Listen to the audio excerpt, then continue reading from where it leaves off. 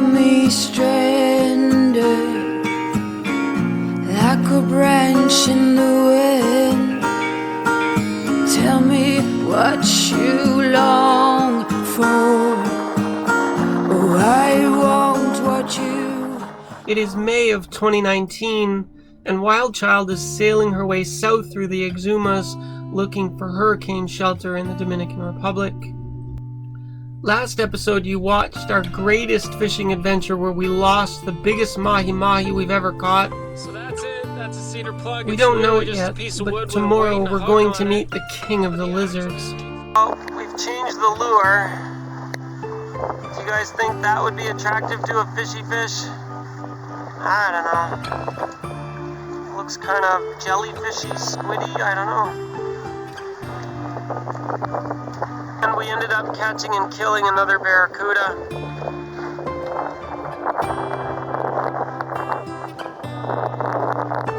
And I feel bad for this guy. I don't know how long we've been dragging him.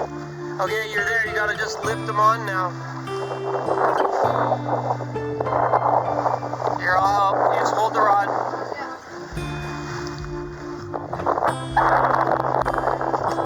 Okay. Set that down, use the grabby. Let's try and set him free. Oh man. Ooh. Is that a barracuda? Yeah, it does look like a barracuda. Oh man. Look at how nasty their mouths are. Okay, sorry little guy. Sorry. Come on, Alina. I'm not even sure why we continue fishing. The only thing we ever catch is the unedible barracudas. Don't hook yourself. Oh, come on. Don't let them bite you. Come on, Alina. Oh, sorry, fish. I know you're dying. Sorry. We're trying.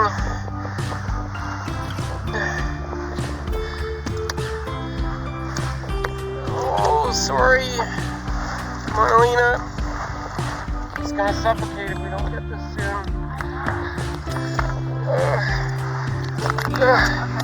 Okay. Oh, sorry, little guy.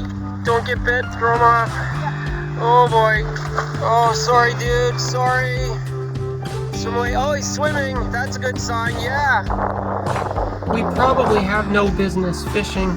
How do you feel about that? Because we really suck at it.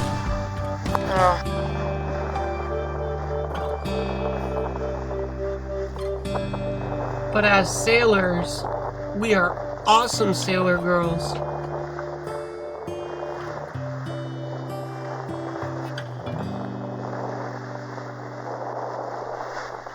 As the sun is going down, we find a slot through the reefs that we can cut into. We don't know it yet, but we've entered a marine park, and tomorrow we're going to meet the Lizard King. Ready to go on the jetty? Okay, let her go.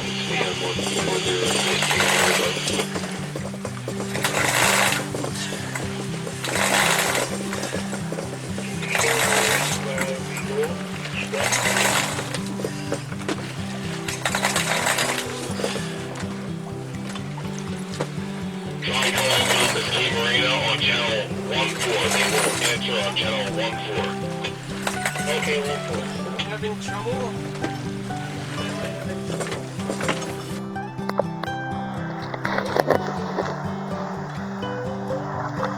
Alina's back up on deck to spot for rocks and coral head as we try to navigate our way through this. The water's a darker blue now, so our visibility isn't super great.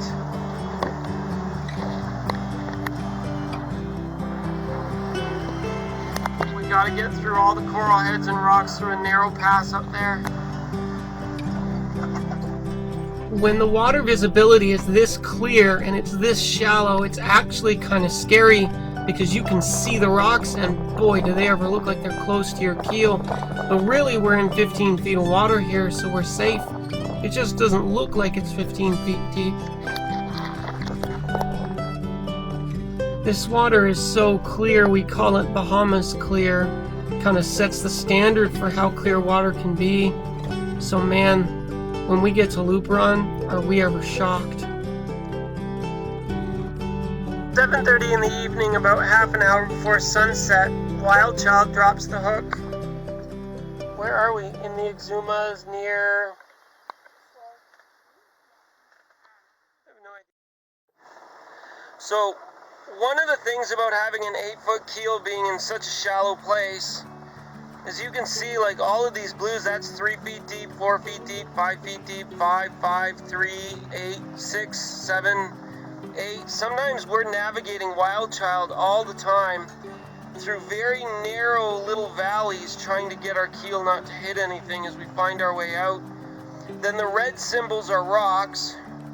So then of course you never want to smack your keel off a rock, and you have to be careful as you make your way out.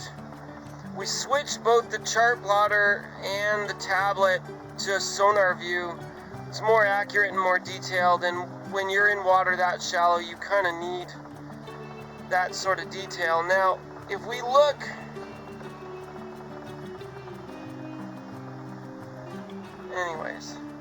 if we look, what we're going to do today is we're going to go out and we're just going to make a short 12-mile jump down, and we've decided to have a lovely day and go visit to cut in.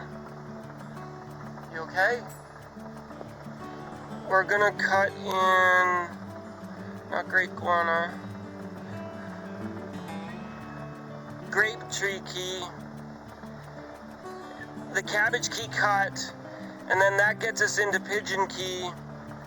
Pigeon Key, we can probably get WildChild at anchor in one of the deep spots. Then we can dinghy to shore, and there's a little bit of a town here, Staniel Cay. There's a little bit of a town. There's even an airport. So we might be able to get some, bread, milk, and eggs. Walk around town, provision a little bit, replace our missing lure maybe. And then we will, later on in the afternoon, we will motor across. And we will come in here by Bitter Guana Cay, because there's a note on the navionics saying that at Bitter Guana it's good shelter, blah blah blah, 2 smaller ones, 8 to 10 feet at low tide, easy dinghy ride to see the iguanas that come out on the beach.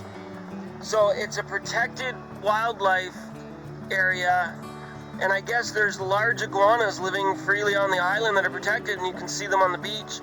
So although we could sail, we're here, that's only 12 miles down, we could sail 30 or 40 miles today and get closer to the Great Exuma Island. We've decided to just chill out today, do an easy 12 miles and play tourist.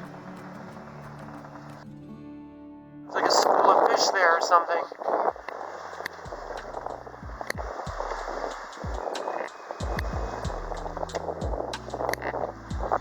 That boat is moving towards him. That bird was diving in the water, and there was fish jumping all over the freaking place. Like, maybe dolphins or something are chasing up a school of fish. That happens sometimes.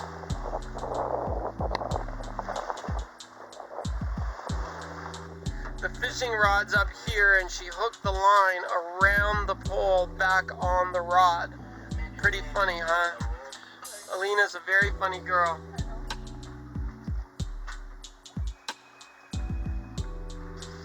This is Staniel Cay in the Exumas. It's a little bit of a town. We're hoping to maybe find some bread, milk, and eggs, some provisions. It's not a big town, but it's some kind of civilization at least.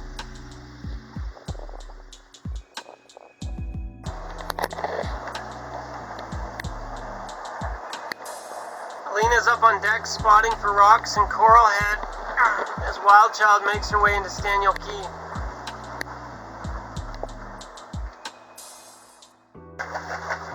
That's Cabbage Key over to the left, and we're motoring into Staniel Cay right now. We have current against wind, so it got a bit choppy back there. Oh Lord, what's with all that? WildChild has now tried to anchor twice near Staniel Cay. It isn't happening. We're swirling around the anchor. In fact, it's a rocky, muddy, sandy bottom. I attached the anchor ball as a trip line in case we got hooked on a rock. Now I've got the anchor ball wrapped around the keel. I can't get it up because we were swirling and swirling. There's current against wind and the boat won't settle. So we gotta get out of here. I guess we can't visit Staniel Cay. We're gonna have to go anchor over by Guana Island, Guana Cay, maybe dinghy across to the little town or resort or whatever it is, but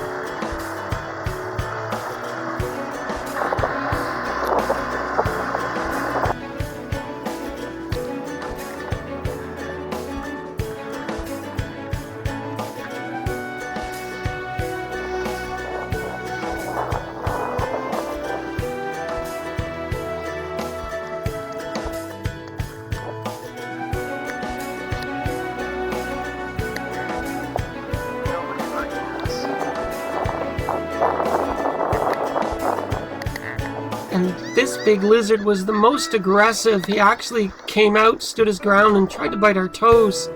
I think he was unofficially the Lizard King. yeah, they're very filthy.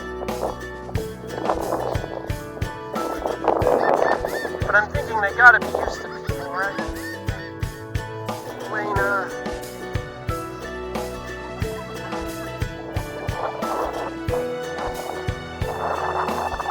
Okay, alright. The other guy's coming now. There's gonna be a big lizard fight.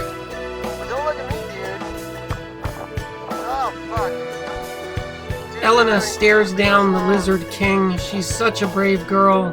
But eventually, the Lizard King retreats. There's a little baby.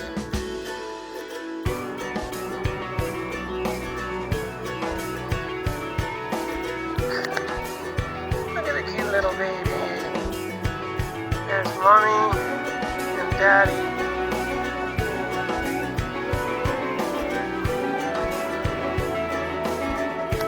This is Bitter Guana Cay. It's near Staniel Cay in the Exumas of the Bahamas. It was one awesome stop, and these lizards were something super cool to see.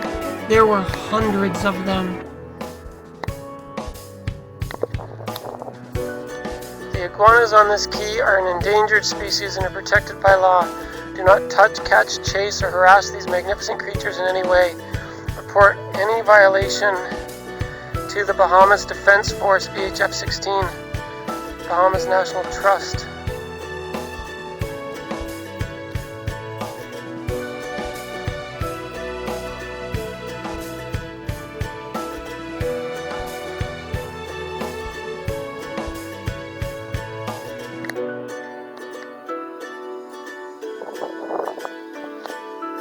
Out there is the white sign of nothingness, saying that you will fade into oblivion if you mess with the lizards. You are standing on a unique island because